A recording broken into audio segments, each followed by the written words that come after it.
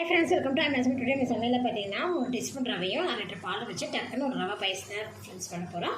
நம்ம வெளியில் friends guest யாராவது ரிலேட்டிவ்ஸ்லாம் வந்துட்டாங்க அப்படின்னா டக்குன்னு இந்த ரவை மட்டும் இருந்தால் போதும், டக்குன்னு சட்டை போட்டுன்னு இந்த ரவை பாயசத்தை பண்ணிடலாம். இது எப்படி சரியான வாங்க வீடியோவில் போய் பார்க்கலாம்.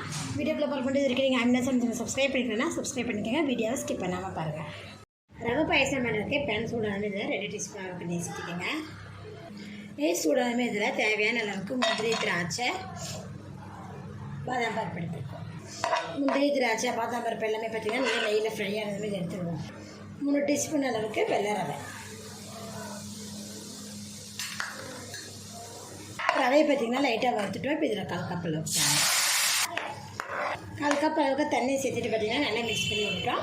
இப்போ இதில் பார்த்திங்கன்னா 1/2 லிட்டர் அளவுக்கு காய்ச்சின பால் ஆட் பண்ணிக்கலாம்.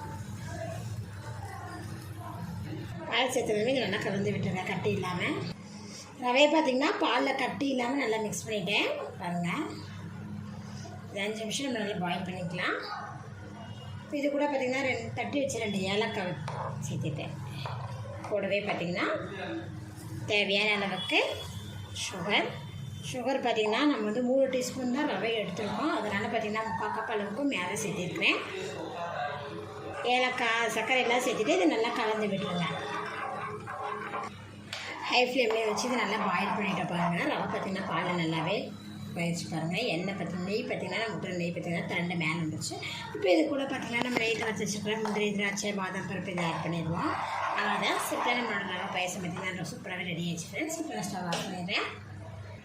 3 டீஸ்பூன் ரவையும் 1 லிட்டர் பாலையும் வச்சு அருமையான ரவை பாயசம் ரெடி ஆகிடுச்சு ஃப்ரெண்ட்ஸ். டக்குன்னு பண்ணிவிட்டோம். நம்ம வீட்டில் ஏதாவது கெஸ்ட்டெல்லாம் வேணாக்கா ரவையும் பாலும் தான் போதும், டக்குன்னு இந்த ரெசிபி செஞ்சிடலாம். நீங்கள் இது போல் ட்ரை பண்ணி பாருங்கள். இந்த வீடியோ பர்சன் லைக் பண்ணுங்கள். மறக்காமல் அமேசான் சேனலை சப்ஸ்கிரைப் பண்ணிக்கோங்க.